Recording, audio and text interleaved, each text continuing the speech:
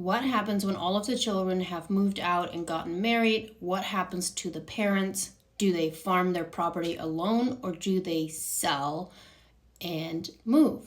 I love this question, and this is actually one of my favorite things that the Amish people do, because remember, it's about community. So at this point, once all of the kids have married and moved on, sometimes even before they're all married, it just really, really depends. What they'll do is now the parents are having grandkids, and they will build a small house on the property where they raised their kids. And this house will be called the Dottie house. And that means the grandparents' house. This is where they will move to, and typically at this time, one of their kids that has gotten married is now having their own family. They will move into the big house where the parents lived.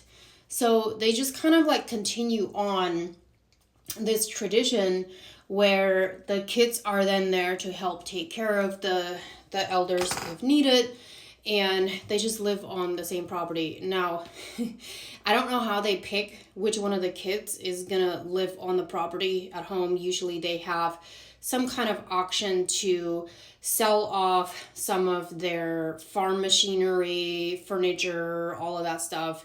Because obviously, like, the parents are moving on from farming and one of the kids is taking over.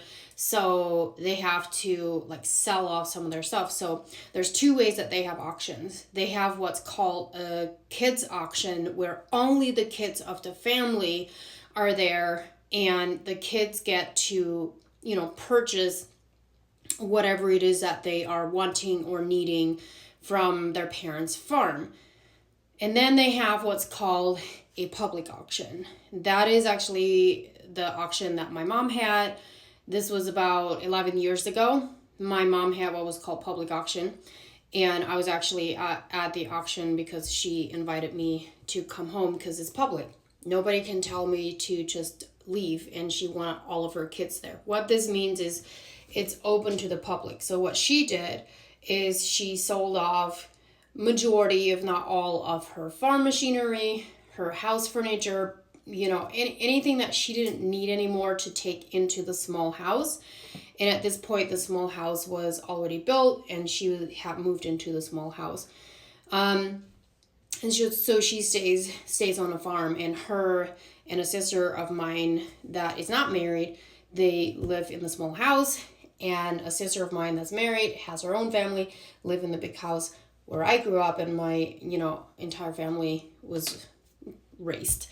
So that's how they do it, which means that they're there to take care of the elders and the family when they need to. And honestly, I think that's the way that it should be. So they're all taken care of. Community is something that is so, so strong that they have. And I think when done right, it's a beautiful thing.